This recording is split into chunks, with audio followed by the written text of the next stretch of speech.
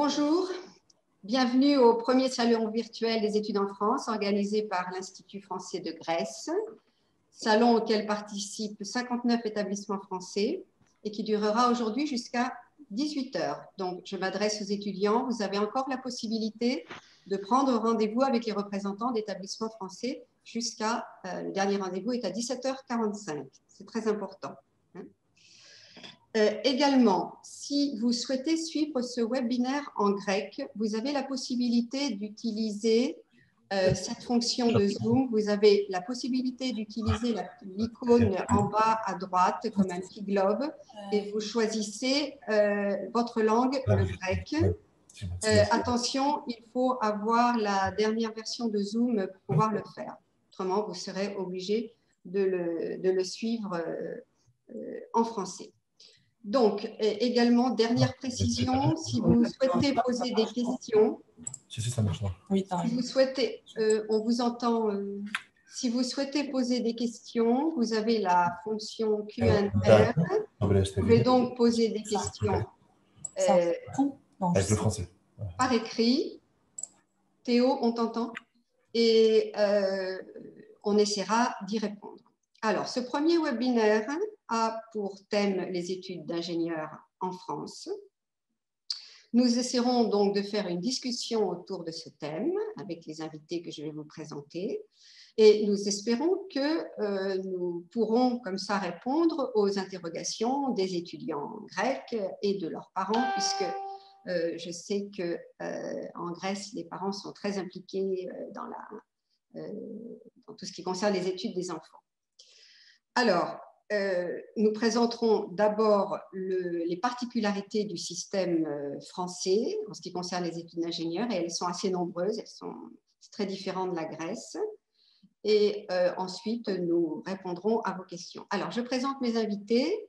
Monsieur Didier Nuel, qui est enseignant à l'École centrale de Marseille.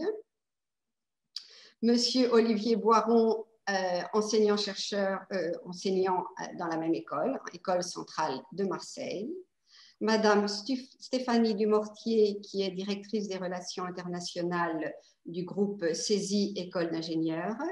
Et normalement, nous avons avec nous monsieur Roger Serra, que je ne vois pas encore sur l'écran, qui représente l'école d'ingénieurs INSA de Centre Val-de-Loire. Alors, et moi je me présente, Patricia Savary, Institut français de Grèce, plus particulièrement Campus France Grèce. Alors d'abord, je remercie chaleureusement mes invités de participer à ce webinaire. Bien sûr, nous essayons de profiter de la présence des représentants d'établissements français pendant ces webinaires. Présence, bien sûr, il faut mettre entre guillemets parce que c'est une présence virtuelle, mais à partir du moment où ils sont toute la journée avec nous pour le salon, nous pensons qu'il est très, très important et très utile d'utiliser leurs connaissances, leur expertise dans le domaine. Alors, je voudrais d'abord... bonjour, monsieur Serra. On ne vous entend pas. Votre micro... C'est revenu, merci. Très bien. On a fait le nécessaire. Donc, je présente monsieur Serra, que je vois, donc, enfin, qui représente l'INSA Centre Val-de-Loire. Alors, je voudrais d'abord, je vais continuer à prendre la parole, malheureusement, pour vous, pour présenter les particularités du système français. Il y a beaucoup de particularités du système français en ce qui concerne les études d'ingénieurs. J'avoue que moi qui renseigne les étudiants grecs, c'est toujours très compliqué d'expliquer le système français. Alors d'abord à vous, je vous indique qu'en Grèce, c'est très simple.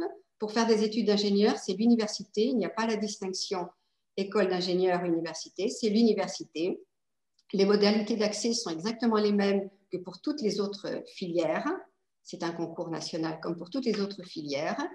Et seulement les études durent 5 ans. Et nous n'avons pas en Grèce cette distinction qui existe en France. Alors là, maintenant, je m'adresse aux étudiants grecs qui nous écoutent. Il faut savoir qu'en France, les écoles d'ingénieurs, je vais parler d'une manière un peu schématique, mais je pense que c'est important de le dire comme ça, les écoles d'ingénieurs sont distinctes des universités. C'est important de le souligner. D'abord parce que les modalités d'accès ne sont pas les mêmes, et ensuite les études elles-mêmes ne sont pas les mêmes. C'est une distinction importante. Si les écoles d'ingénieurs ont été créées, cela veut dire certainement que ça répondait à des besoins bien particuliers. D'ailleurs, je vais m'interrompre là dans ma présentation pour juste poser une question à l'un d'entre vous. Allez, je vais demander à Monsieur Nuel, pourquoi, à votre avis, en France, on a cette distinction très claire? Pourquoi on a créé des écoles distinctes? Vous pourriez répondre? Micro. Voilà, avec le micro, ça marchera mieux. Alors, selon moi, ça vient de la création d'écoles dites d'excellence pour former des ingénieurs et quelque chose qui va être historique dans le sens où les universitaires et les universités étaient plus dédiés à former des chercheurs, des scientifiques pour la recherche et beaucoup moins vers l'application, étaient beaucoup moins orientés vers l'application. Il y a donc eu des écoles qui se sont créées pour permettre de faire on va dire des étudiants scientifiques qui soient aussi tournés vers l'applicatif. Voilà. Et puis avoir des applications. Alors, ça a été les premières écoles qui ont été créées. Bon, il y a eu Centrale Paris, puisque c'était une école manufacture des armes et je ne sais plus quoi à Paris. L'école Polytechnique, bien évidemment, qui est une école militaire d'excellence. Ensuite, les écoles des mines. Enfin, voilà, il y a eu pas mal d'écoles qui ont été créées comme ça pour former spécifiquement des ingénieurs, donc des gens qui soient un peu dans la technique. Qui soient dans la technique. Voilà, et qui n'était pas du tout, ce qui n'était pas le cas dans les universités, où les universités étaient plus orientées vers la recherche et la science théorique. Et une certaine proximité avec l'industrie aussi. Voilà, c'est ça. C'est en fait s'orienter vers la pratique et vers vraiment ce qu'est un ingénieur et ce qu'est la fonction d'ingénieur. Monsieur Serra, voulez-vous rajouter quelque chose ? Oui, tout à fait. Je confirme effectivement, nous à l'INSA, on est en sciences appliquées, donc on confirme l'aspect un petit peu technique ou techno de la formation. Et avec, pour la particularité du groupe INSA, à l'origine en tout cas, en 1947, quand l'INSA de Lyon a été créé, c'est aussi pour avoir une certaine promotion sociale. Donc, à l'époque, les écoles d'ingénieurs étaient assez élitistes. Elles le sont, il y en a toujours, mais elles le sont quand même un petit peu moins. Et à l'origine, c'était l'origine de l'INSA, c'était ça. D'accord. Je ne peux pas ne pas demander à la seule femme, Stéphanie, pour les écoles CESI, groupe de CESI. Avez-vous la même explication? Avez-vous une autre Oui, je pense que le contexte historique de la création des écoles d'ingénieurs a très bien été expliqué par M. Nuel. Il y avait effectivement un besoin et qui se confirme. Et s'il y a autant d'écoles qui voient le jour ou autant de formations qui sont ouvertes d'année en année, accréditées par l'organisme qui nous autorise à le faire, c'est vraiment parce qu'il y a un besoin aussi actuel du marché du travail, et, que ce soit les entreprises ou en général on va dire le marché. Mais effectivement, on voit qu'il y a un besoin croissant, donc qui était visible au 19e et qui va croissant, qui ne s'arrête pas. Oui, très important aussi ce que vous avez souligné, un besoin. Sachez, là je m'adresse aux étudiants grecs, qu'en France, il y a beaucoup de débouchés professionnels. Un ingénieur a forcément du travail. On peut le dire de cette manière si simple. Très bien, donc cette distinction, il faut la préciser puisque je vous dis qu'en Grèce, ça n'existe pas.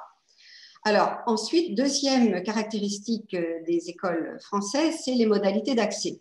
Alors c'est là que ça devient très compliqué pour des étrangers puisque nous avons en gros deux catégories d'écoles d'ingénieurs. Une catégorie dans lesquelles l'accès ne se fait pas après le lycée, ne se fait pas juste après le bac. Il faut d'abord que les étudiants fassent 2 années de classe préparatoire aux grandes écoles et ensuite passent un examen, un concours pour rentrer au sein des écoles d'ingénieurs, de ces écoles d'ingénieurs. Et donc, dans ce cas, leurs études au sein des écoles d'ingénieurs durent 3 ans. 2 plus 3 égale 5. Pour obtenir le diplôme d'ingénieur, c'est forcément 5 ans. Et il y a une autre catégorie d'écoles d'ingénieurs dans laquelle l'accès se fait au niveau bac, juste après le lycée. Et alors, les modalités d'accès dans ces écoles, c'est soit par examen, soit concours, soit sur dossier, ça peut se faire aussi. Et dans ce cas, les études durent 5 ans au sein des écoles d'ingénieurs. Alors, franchement, je ne sais pas comment ça se passe dans les autres pays, mais c'est franchement pas facile d'expliquer à un public étranger toutes ces différences. Et je ne rentre pas, bien sûr, dans les détails des écoles où on a accès à Bac+2. En Grèce, cette notion de Bac+2, c'est-à-dire je fais 2 années d'études à l'université et ensuite je change, je fais autre chose, ça n'existe pas non plus.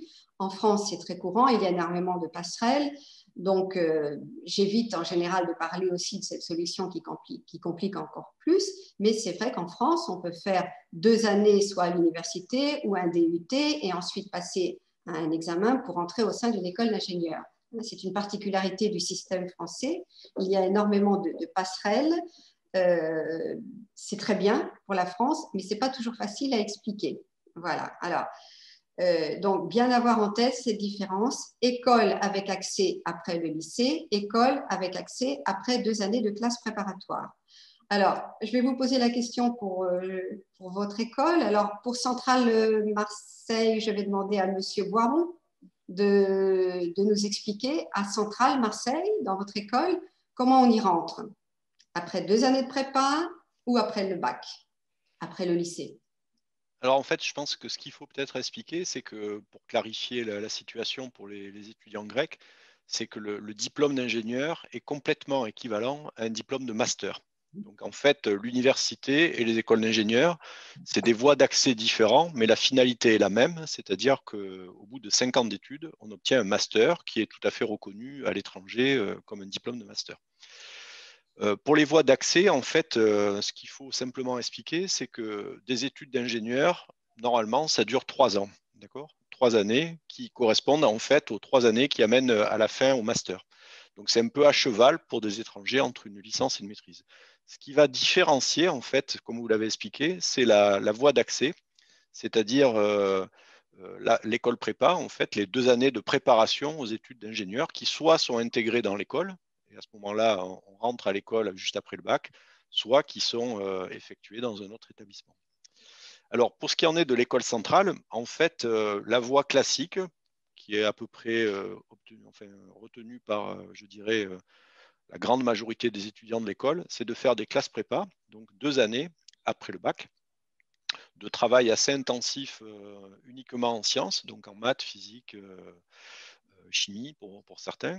Et puis après, à l'issue de ces 2 années, il y a un concours d'entrée. Et suivant le classement que l'on a dans ce concours d'entrée, on rentre dans l'une des 5 écoles centrales. Voilà. Mais il y a des voies d'accès, évidemment, qui permettent, comme vous l'avez expliqué, des passerelles qui permettent, par exemple, si on a une licence, de venir également à l'école centrale.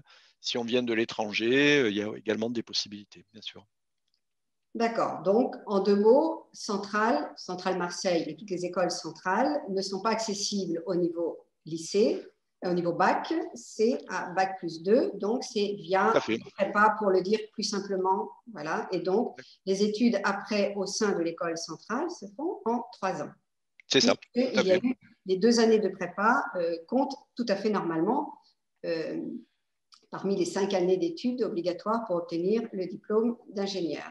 Voilà. Ce qui est intéressant, je pense, à savoir aussi, je m'excuse, je rajoute cette précision, comme la plupart des autres écoles d'ingénieurs qui sont présentes ici, c'est que nous avons des partenariats avec des établissements, et en particulier grecs.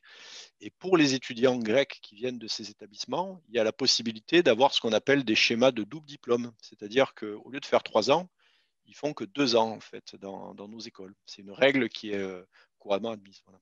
Bien sûr. Donc ça, c'est la voie qui est, je dirais, peut-être à privilégier pour les étudiants grecs. Oui, ça, mais ce sont des étudiants qui sont déjà rentrés dans une école d'ingénieur en Grèce. Voilà. Dans une université. Dans une université, oui. Voilà. Donc, pour eux, en fait, bon, c'est une très belle perspective, bien sûr. Comme ça, à la fin, ils obtiennent les 2 diplômes, diplôme d'ingénieur grec et français. Et ça, c'est très intéressant. Stéphanie, pour le groupe saisie, on y rentre quand? Après le bac ou après 2 années de classe préparatoire? Alors, pour rentrer à saisie école d'ingénieur, il y a les 2 possibilités. Vous pouvez effectivement venir rentrer directement après le lycée pour intégrer le cycle préparatoire intégré. ou alors commencer votre cursus en université en Grèce ou ailleurs et intégrer le cycle ingénieur, donc les 3 dernières années. On a les deux possibilités. C'est vrai qu'on préfère que les élèves arrivent dès la première année après le lycée, parce qu'on a une pédagogie un peu particulière et si vous voulez, on souhaite que les élèves apprennent à travailler en groupe et à être dans un mode collaboratif, à travailler en pédagogie active. C'est plus difficile de s'y mettre quand on a été en classe préparatoire, notamment en France, où c'est assez compétitif et assez élitiste.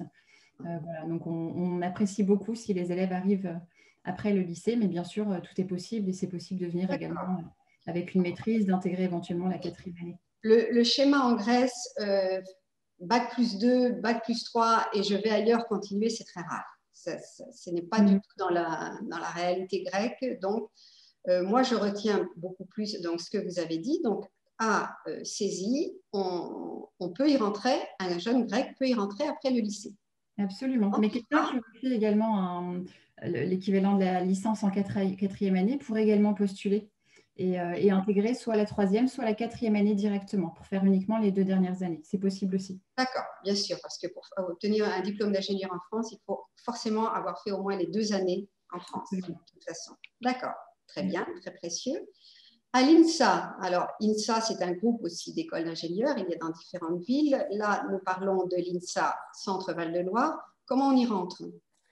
Alors, je vais parler pour Centre Val-de-Loire, mais également pour le groupe INSA, parce que les premières années, là où on peut rentrer, les étudiants peuvent candidater, sont communes au groupe. Donc, la voie principale est la voie post-bac.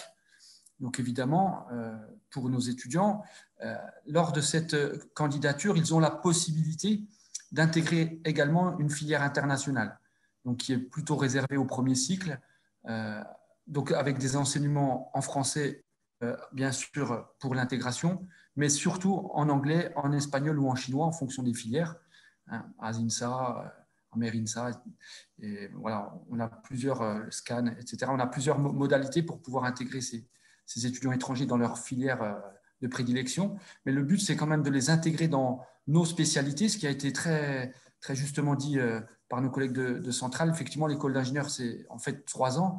Et nous, on parle plutôt de spécialité à ce moment-là. Donc, les étudiants vont intégrer en première année, suivre leur prépa intégrée pour rentrer ensuite dans une spécialité. Donc, c'est important d'avoir en perspective la spécialité. Ce que je veux dire également, c'est que ces filières internationales sont partie intégrante du concours, mais elles ont quand même leur spécificité. Donc, il ne faut pas hésiter à revenir vers nous pour avoir plus de renseignements sur ces spécificités. Et enfin, on intègre également sur dossier en 2e et en 3e année. Et comme je voulais aussi rebondir sur ce qui a été dit précédemment, effectivement, la filière grecque, elle s'arrête à bac plus 4. Certains veulent intégrer en M2. Et le conseil que je vous donnerais, c'est que si vous intégrez en M2, vous ne pourrez jamais avoir le diplôme d'ingénieur. Il faut au moins 2 ans. Mais par contre, vous pourrez obtenir un master, parce que souvent, la dernière année, on est cohabilité avec des masters M2R. Donc, on a la possibilité de vous proposer ça. Mon conseil, ce serait, si vous voulez vraiment avoir le diplôme d'ingénieur dans votre projet professionnel, eh ben c'est soit vous finissez la 4e année, vous revenez chez nous en 4e année et 5A, du coup, vous aurez votre diplôme d'ingénieur, soit vous réfléchissez à intégrer la spécialité ou votre école d'ingénieur dans votre formation, donc peut-être en 3e année, mais du coup, vous n'aurez pas la double diplomation, si j'ai envie de dire, du diplôme grec et du diplôme français. D'accord. Alors là, Roger, vous avez souligné plusieurs points intéressants. D'abord, chacun d'entre vous a souligné plusieurs fois que les études d'ingénieur durent 3 ans. Ça peut beaucoup surprendre ici en Grèce. En fait, bon, il faut bien dire que c'est 5 ans pour obtenir le diplôme d'ingénieur, forcément, mais que en général, la spécialisation des études d'ingénieur se fait les 3 dernières années. Alors là encore, c'est une grande différence avec la Grèce, parce qu'en Grèce, on rentre directement dès la première année, par exemple, pour faire des études de génie chimie ou génie civil, dès la première année. En France, ça ne se passe pas comme ça. On fait 2 années plus générale, soit par des classes préparatoires, soit classes intégrées, soit directement après le bac. Ce sont 2 années assez générales et on choisit vraiment sa filière d'ingénieur qu'à partir de la 3e année. Ça, il faut bien le souligner, c'est important.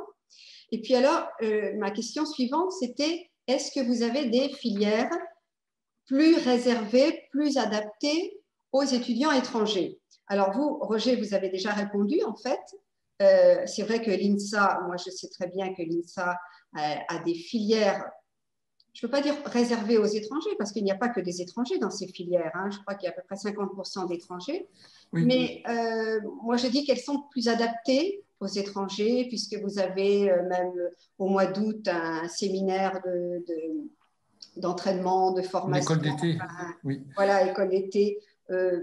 Moi, j'aime assez cette possibilité offerte parce que bon, il faut bien dire que quand on arrive, on n'est pas exactement comme un Français qui commence ses études d'ingénieur, hein, aussi bien au niveau de la langue que de la façon de travailler, que la terminologie. Donc ça me semble assez important. Il faut bien préciser par contre que à partir de la 3e année, c'est la filière générale, classique, n'est-ce pas? C'est-à-dire que les étudiants étrangers ne vont pas être pendant 5 ans dans une filière qui n'est même pas à part, puisqu'il y a des Français au sein de ces filières.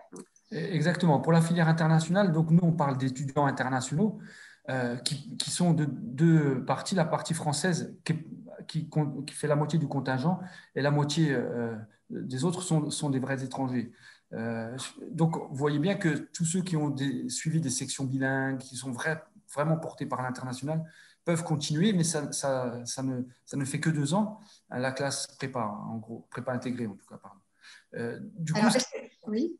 Ce qu'il faut avoir à l'esprit pour les étudiants, c'est que cette possibilité, elle est faite vraiment pour les intégrer dans les spécialités. Donc, on va les faire monter en compétences, notamment au niveau de la langue française, parce qu'on veut ensuite les intégrer pour cette diversité aussi dont on souhaite développer.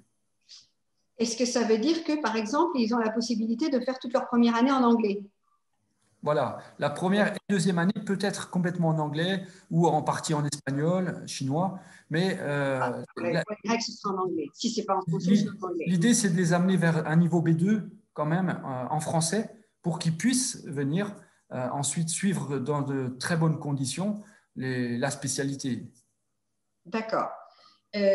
Centrale Marseille, Monsieur Nuel, est-ce que vous avez ce genre de section plus adaptée aux étudiants internationaux? Je ne parle pas de master, hein, là je parle de pour commencer. Oui, tout à fait. Alors, étant donné que dans notre école, les gens ne peuvent rentrer qu'en première année d'école, donc à Bac+3, donc, après Bac+2, et nous, ils sont directement intégrés dans les formations. Alors, classique. Voilà. Ce que nous sommes en train de développer, par contre, pour les autres, enfin, pour tout le monde, mais pour faciliter les échanges de crédits en particulier, nous sommes en train de construire des cursus en anglais, essentiellement, à partir alors pour l'instant, on est au S7, c'est-à-dire pour nous le 2e semestre de 2e année. Ça commence là. Le 1er semestre de 2e année, par contre, on est en train de construire des choses sur les 2 dernières années, donc pour nous 2A et 3A, pour pouvoir faciliter justement les échanges, en particulier les échanges de double diplôme, des choses comme ça, pour des étudiants qui seraient non francophones. D'accord, oui, parce que les étudiants qui nous suivent là en ce moment peuvent aussi être des étudiants intéressés par le niveau master, puisque le thème, c'est les études d'ingénieur. Oui, tout à fait. Donc, vous avez des masters en anglais?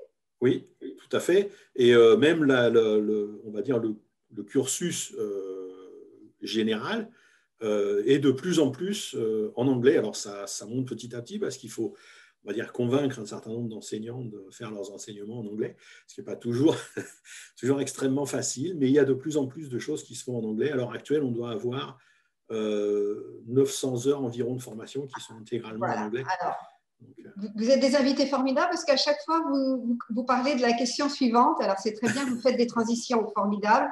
On va parler des formations en anglais. Juste avant, je voudrais donner la parole à Madame Dumortier pour nous dire aux écoles saisies, avez-vous des des filières plus adaptées aux étudiants internationaux ou... Oui, alors en effet, notre école a développé, notamment avec le réseau N+I, qui est un réseau qui rassemble une cinquantaine d'écoles d'ingénieurs, on a développé une année préparatoire qui permet l'intégration d'étudiants qui ne maîtriseraient pas bien le français ou alors l'anglais, pour être diplômé ingénieur, il faut également bien maîtriser l'anglais.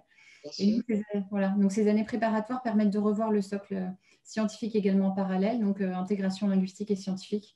Et ces années préparatoires, on les propose à différents niveaux d'entrée, justement en fonction de d'où vient l'élève, à quel moment il veut rentrer dans l'école d'ingénieur.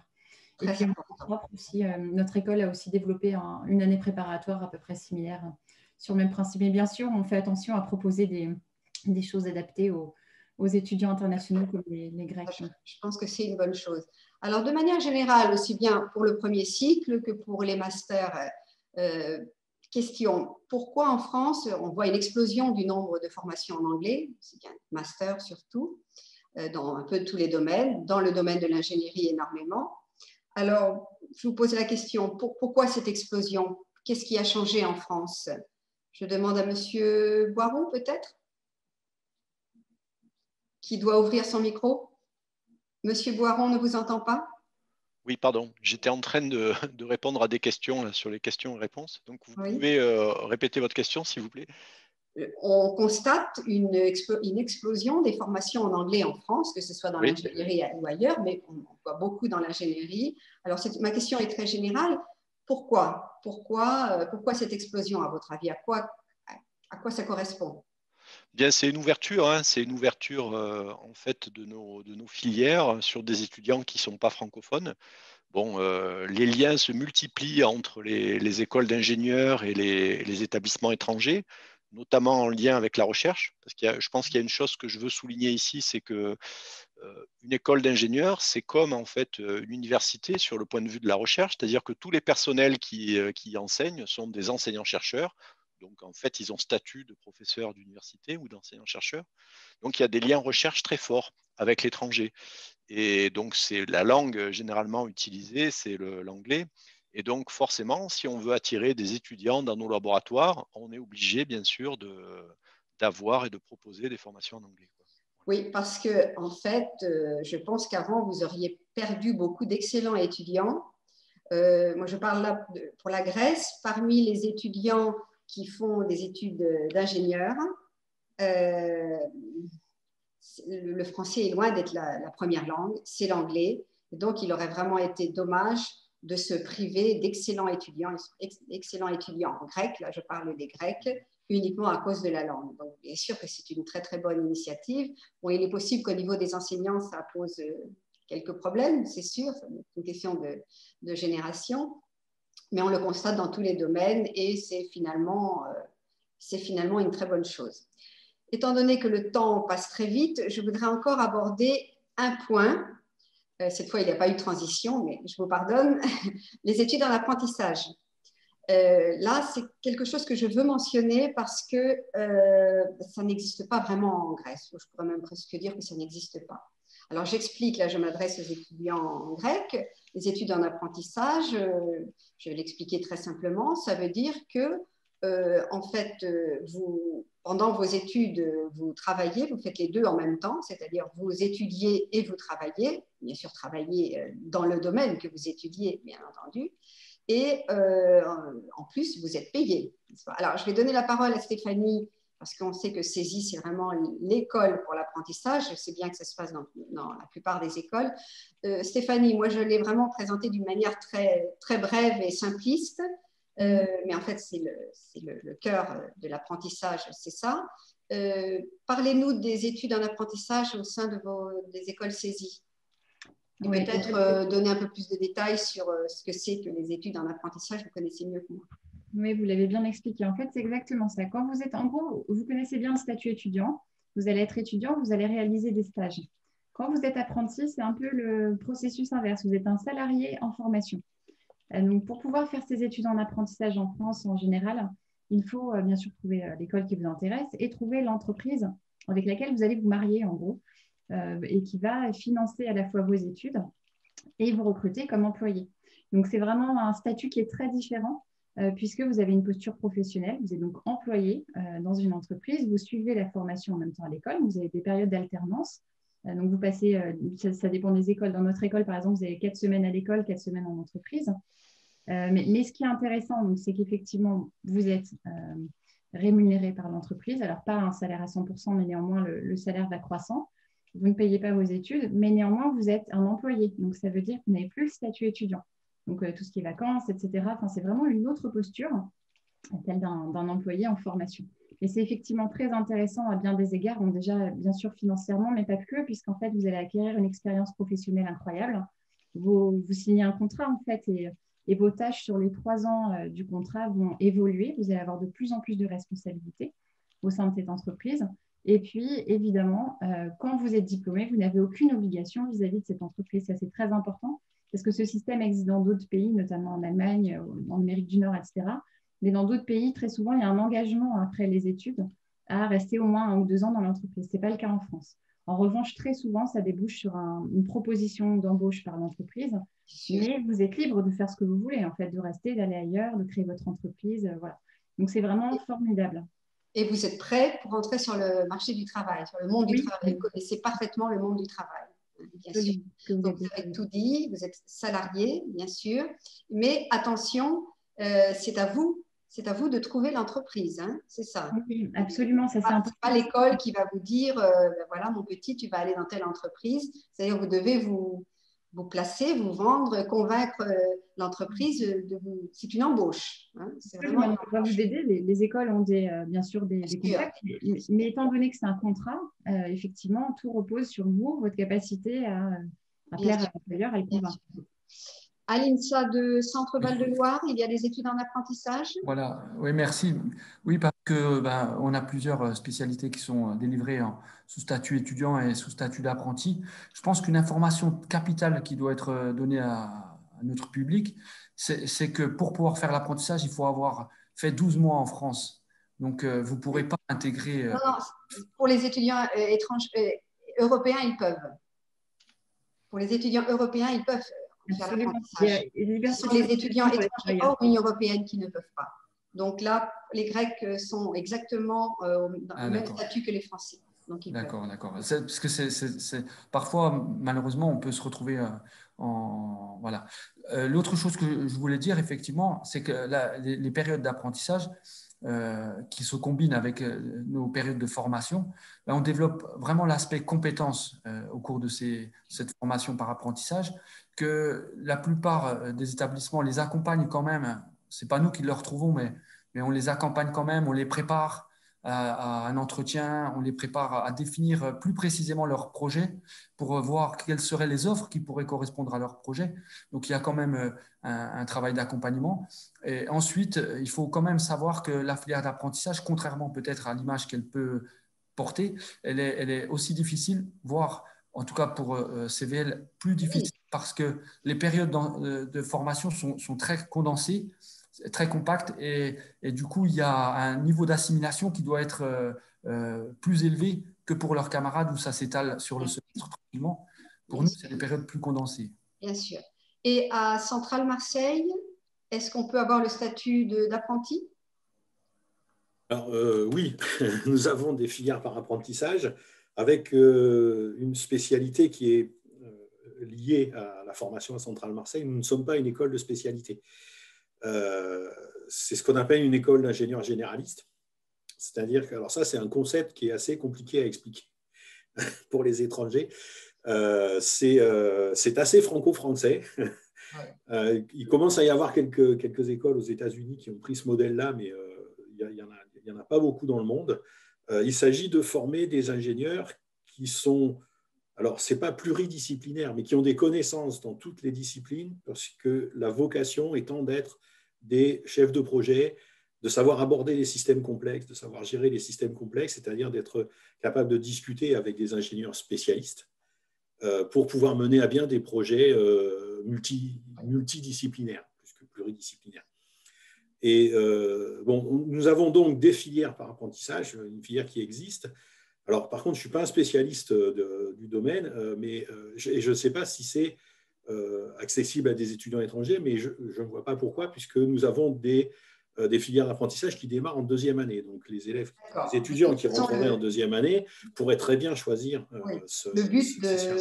le but de la discussion n'est pas de donner trop de détails, mais en fait d'informer les étudiants grecs qu'il est possible de faire ces études, pas seulement les études d'ingénieur d'ailleurs, mais là on parle des études d'ingénieur sous ce statut. Oui, chez nous, c'est tout à fait possible. Pour rebondir sur ce qu'a dit M. Serra, chez nous, les apprentis sont entièrement intégrés pour ce qui est de l'apprentissage, enfin des disciplines classiques. Ils suivent exactement les mêmes cours que les étudiants qui sont en filière généraliste. Et il y a des périodes dédiées dans les entreprises et en particulier les vacances scolaires. Donc effectivement, comme dans le cas de l'INSA, c'est beaucoup plus difficile et plus prenant puisque… c'est une formidable perspective. C'est une formidable perspective. Le temps passe et je pense qu'on a des questions. Donc, je vais demander à ma collègue Marie-Christine Agapiou, qui a sélectionné quelques questions parce que les questions elles sont nombreuses. Est-ce que Marie-Christine peut intervenir pour nous dire les questions? Marie-Christine? On ne t'entend pas. Je suis là, vous m'entendez? Oui, on t'entend. Oui. D'accord. Alors, je voulais vous dire qu'une des premières questions, et il y a plusieurs personnes qui ont posé, c'est qu'en Grèce, les études d'ingénieur sont liées avec les droits professionnels, les droits de signer un projet, par exemple. En France, tous les diplômes d'ingénieurs ont les mêmes droits professionnels? Alors, je peux répondre si vous voulez, oui. Oui, alors ça veut dire que vous avez bien compris la question.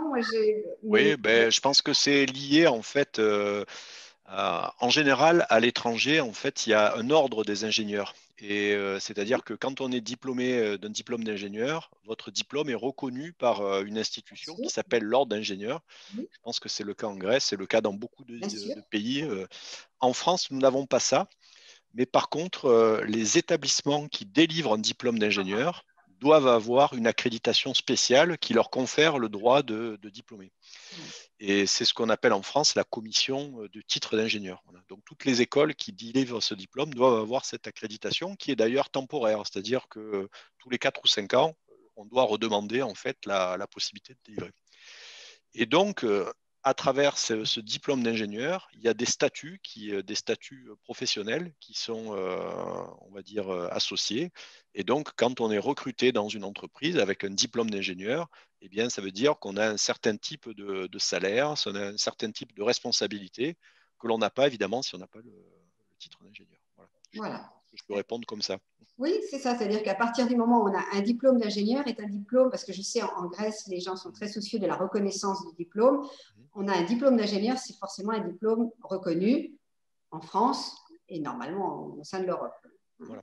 Il y a peut-être une complémentarité qu'on peut apporter aussi à ça, c'est que depuis maintenant une bonne dizaine d'années, voire quinzaine d'années, il y a ce qu'on appelle des accréditations internationales pour les diplômes d'ingénieur. C'est-à-dire que l'on soit en Grèce, en Égypte, à Hong Kong ou au Japon ou aux USA, l'établissement qui vous délivre le diplôme d'ingénieur peut demander une accréditation internationale, ce qui donne une portée plus grande en fait à votre diplôme d'ingénieur. En France, en général, tous les établissements d'ingénierie ont l'accréditation EUREIS, qui est une accréditation européenne, donc qui donne automatiquement en fait le diplôme d'ingénieur au niveau européen. Voilà. Très bien, merci. Marie-Christine? Une deuxième question, c'est quels sont les domaines de l'ingénierie qui se combinent avec l'astrophysique? Avec? Je sais pas. L'astrophysique. Vous m'entendez? Qui veut prendre la parole? Roger?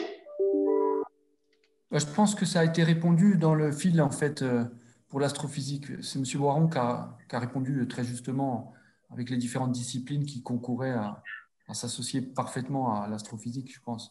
Là, je pense que la question, il faudrait la tourner par rapport à est-ce que c'est un secteur d'activité dans lequel il voudrait travailler ou est-ce qu'il a identifié un métier derrière, savoir quelles compétences il devrait avoir pour pouvoir faire ce métier-là. Ça demande une discussion. Oui. Marie-Christine, on peut passer à une autre question? Oui, pour le programme PhD doctoral, quelle est la procédure? J'ai pas entendu non plus. Pour les programmes PhD, les programmes doctoraux. Ah, pour le doctorat. Ah, Oui. PhD, ok. Oui. Et quelle est la question exactement sur le doctorat? Quelle est la procédure? Quelle est la procédure? Pour faire un doctorat au sein d'une école d'ingénieurs, quelle est la procédure? Qui veut prendre la parole? Je peux répondre si vous voulez. Alors, en fait, pour les doctorats, ce qui se passe, en fait, c'est que c'est essentiellement les laboratoires dans lesquels sont proposés des sujets de thèse, donc des sujets de PhD, que est fait la promotion et essentiellement la sélection des étudiants. Donc, la procédure, ça consiste à, quand on est intéressé par une thématique, de regarder les laboratoires qui travaillent sur cette thématique. Alors, par exemple, je peux faire la promo de mon collègue de l'INSA. À l'INSA, ils ont des laboratoires qui travaillent en mécanique des fluides à Lyon. Et je sais que sur ces laboratoires-là, ils proposent sur leur site web tout un tas de thèses sur des sujets divers et variés. Donc, on contacte directement le directeur de thèse qui a proposé le sujet. Et puis, généralement, on a une audition, une discussion. Ce qu'il faut savoir, c'est que les thèses en France sont obligatoirement payées. C'est une obligation en sciences, tout au moins, d'avoir un salaire lorsqu'on fait une thèse. Une thèse, c'est au minimum 3 ans. C'est 3 ans d'études. Et donc, ça veut dire que pour la personne qui va vous recruter, il faut qu'il ait environ 100 000 euros dans la poche pour pouvoir payer votre thèse. Et c'est là toute la difficulté pour un étudiant. C'est bon, donc on a le droit d'être vigilant sur le niveau de l'étudiant qu'on recrute. Et donc c'est pour ça que c'est un peu enfin, c'est pas difficile, mais disons que obtenir une thèse, c'est se confronter avec tout un tas de candidats pour un seul poste. Voilà. Est-ce que justement, bon, on s'éloigne un peu des études d'ingénieur, mais est-ce que vous conseillez justement à un étudiant grec qui souhaiterait faire une thèse en France, un ingénieur, plutôt de commencer par faire un M2 en France pour ensuite intégrer le doctorat ou d'essayer directement de faire un doctorat? Moi, personnellement, je connais beaucoup d'étudiants grecs qui partent directement après leur diplôme d'ingénieur pour faire des thèses. Ça se fait, c'est sûr. Mais est-ce que vous conseillez de passer par l'étape M2? On aime bien, quand on est enseignant-chercheur, avoir parce que bon, quand on engage quelqu'un sur 3 ans pour faire une étude, donc on va dépenser 100 000 euros, comme je l'ai bien expliqué, et donc on est en droit d'attendre, on va dire, un travail conséquent. Et en fait, quand on recrute quelqu'un au niveau PhD, c'est-à-dire après le M2, bien en fait, c'est un peu sur la foi des quelques conversations qu'on a eues avec l'étudiant. C'est pour ça qu'on aime beaucoup avoir, enfin moi je parle à titre perso, mais je pense que mes collègues ici seront d'accord, on aime beaucoup avoir l'étudiant aussi pendant son master thesis. Il n'est pas obligé de venir faire le master complet, mais ce qu'il peut venir faire, c'est généralement quand on propose une thèse, on a aussi généralement un sujet de master qui est proposé pour le master thesis. Et là aussi, l'étudiant peut candidater, venir juste faire son master thesis chez nous. Là, il sera payé aussi, puisque c'est des stages de plus de 2 mois, et c'est en France, c'est obligatoire de payer les stagiaires lorsque le stage dure plus de 2 mois. Donc, il peut venir faire son master thesis en France. Et puis, s'il y a un sujet de thèse qui suit, ben, il va être forcément, le directeur de thèse aura pu évaluer l'étudiant, le préparer même, parce que avoir une bourse, c'est quand même une compétition quelque part. Donc, on essaye de préparer nos étudiants au mieux pour avoir ces bourses. Donc, s'il est là avant, c'est mieux. Très bien. Marie-Christine, une autre question? Une autre question, c'est que les ingénieurs qui terminent leurs études en France, auront-ils la possibilité de signer comme ingénieur ici, en Grèce? Alors là, je m'excuse, je prends la parole. Étant donné que c'est une question de reconnaissance en Grèce, on ne peut pas poser la question en français. C'est toujours ce que je dis aux étudiants grecs qui me posent toujours la question, si je vais faire des études en France, est-ce qu'ensuite, étant donné que c'est la Grèce qui décide, je dis toujours poser la question à la Grèce. Ce n'est pas aux Français de répondre, mais enfin, je ne sais pas, je parle sous votre autorité, un diplôme d'ingénieur obtenu en France est forcément reconnu dans l'Union européenne, n'est-ce pas? Roger. Oui, c'est ce que j'ai répondu dans le fil. Je pense que la plupart, la France a des accords évidemment avec la plupart des pays et le diplôme français, il est quand même reconnu. Et je pense que c'est le cas avec la Grèce, tout à fait. Bon, en Grèce, c'est vrai que les questions des reconnaissances des diplômes, c'est assez particulier, c'est assez épineux. Donc, mais vraiment, comme c'est la Grèce qui décide, moi, je ne peux que conseiller aux étudiants de poser la question à la Grèce, donc aux organismes compétents. Une question encore, Marie-Christine? Bien sûr, nous avons les études d'ingénieurs en France se font dans les universités, dans les grandes écoles et publiques ou privées. Et quel est le coût des études?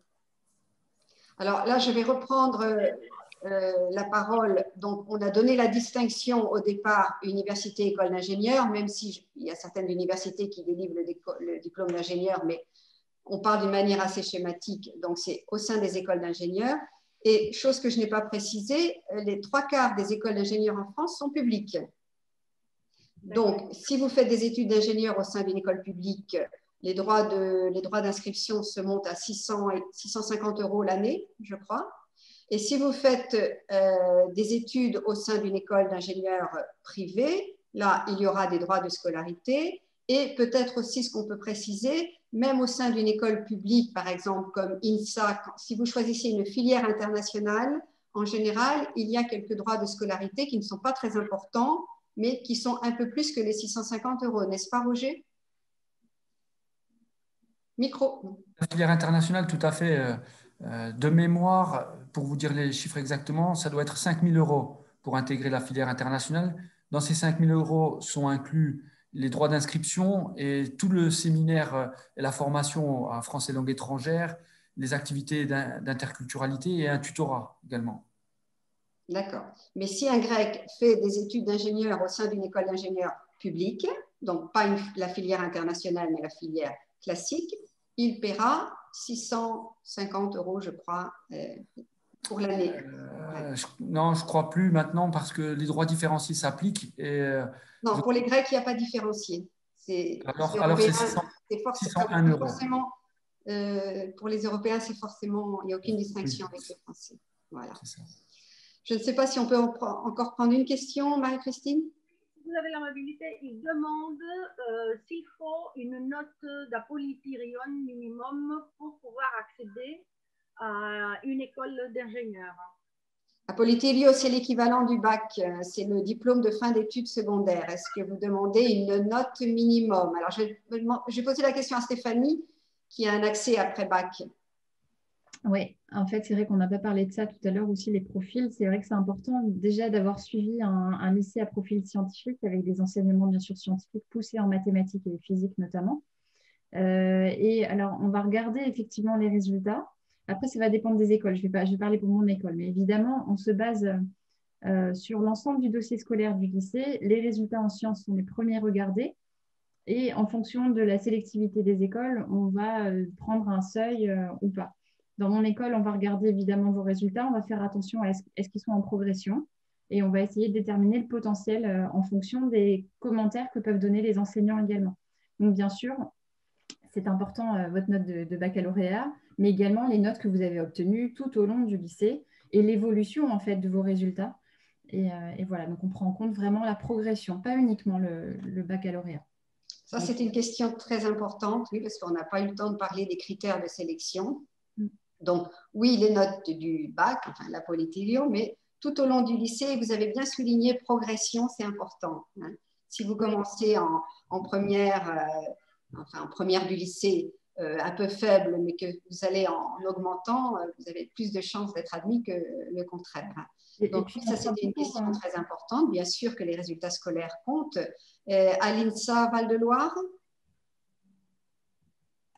Oui, évidemment, il faut quand même le dire, c'est des filières sélectives hein, quand même. Donc, le critère numéro 1, c'est l'excellence scientifique, l'excellence académique. Donc, la note minimum, si on peut dire, pour nous, ce serait plutôt une mention et on va dire le plus haut possible en fonction des INSA. Et pour Centre Val-de-Loire, de mémoire, la dernière était autour des 15,5 au bac scientifique.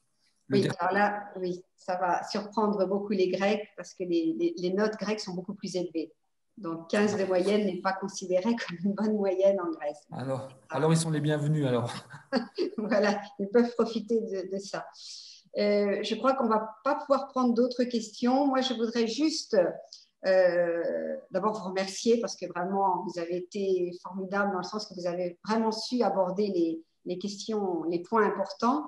Et puis, juste quand même, pour terminer, alors, je précise aux étudiants que vous pouvez encore prendre rendez-vous jusqu'à 18 h avec les écoles représentées par les personnes qui participent au webinaire, mais pour d'autres établissements également.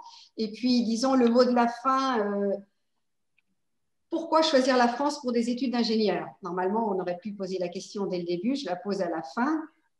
Si vous deviez convaincre les Grecs que c'est finalement le bon choix, c'est la France pour des études d'ingénieur, quels arguments vous utiliseriez, Monsieur Nuel, peut-être? Micro. Oui, question pas forcément évidente. Non. Je laisse difficile pour la fin.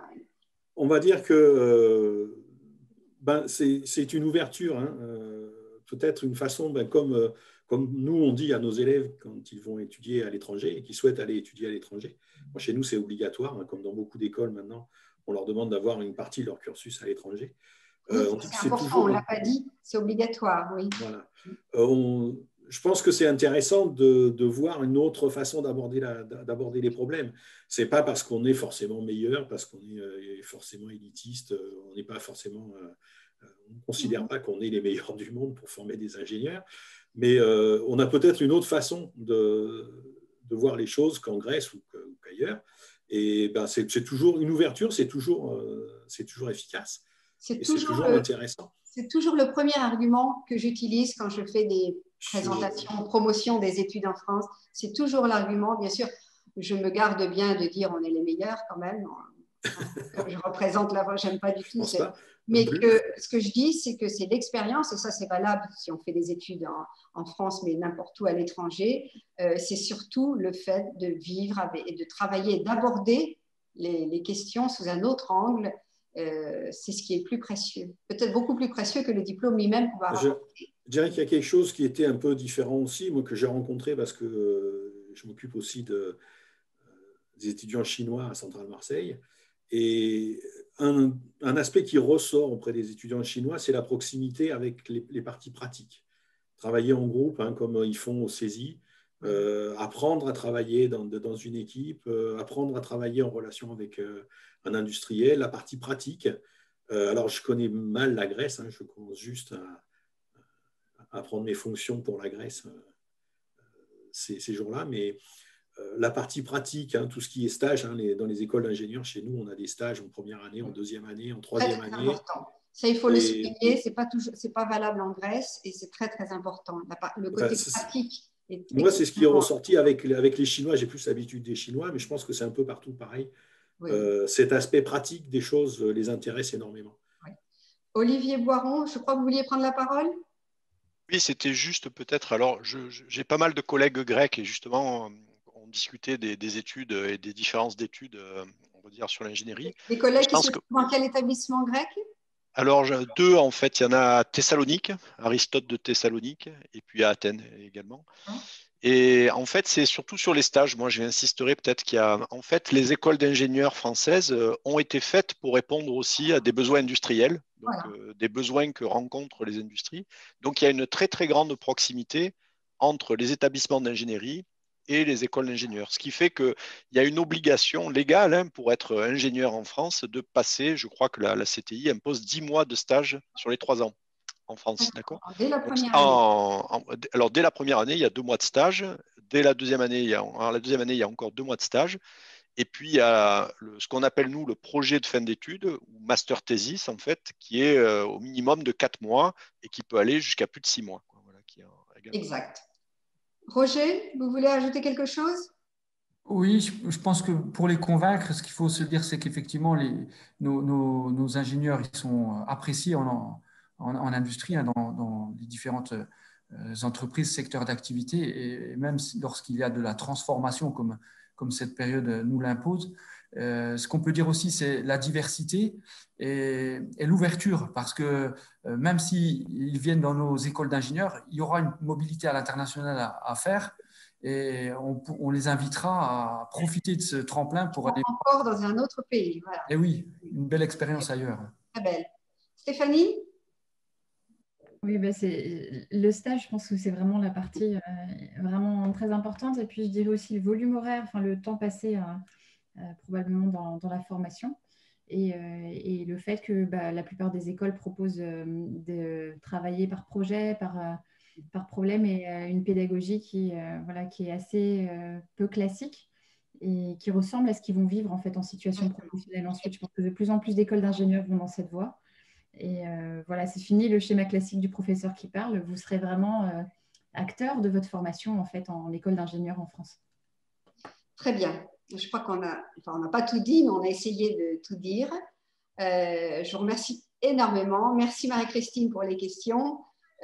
Donc, pour les étudiants, vous pouvez encore prendre rendez-vous. Si on n'a pas pu répondre aux questions, vous avez, je crois, un mail qui apparaît dans la discussion. Mon mail, j'essaierai de répondre ou je le transmettrai à mes collègues. Merci à tous. Bonne continuation, bonne fin de salon. Merci. Merci. Merci.